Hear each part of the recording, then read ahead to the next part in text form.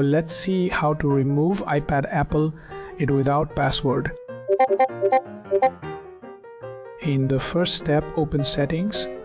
Later, tap your Apple ID at the top. Then select iCloud. In the next step, tap Find My iPad. Then switch off Find My iPad. Now type your Apple ID passcode.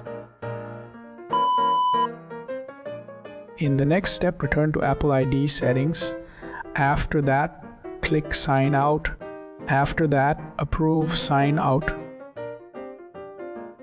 In the next step, go to Settings. Later, choose Screen Time. Later, press Turn Off Screen Time Passcode. In the next step, access Settings. Later, tap General. Then pick Transfer or Reset iPad. After that, choose Erase All Content and Settings.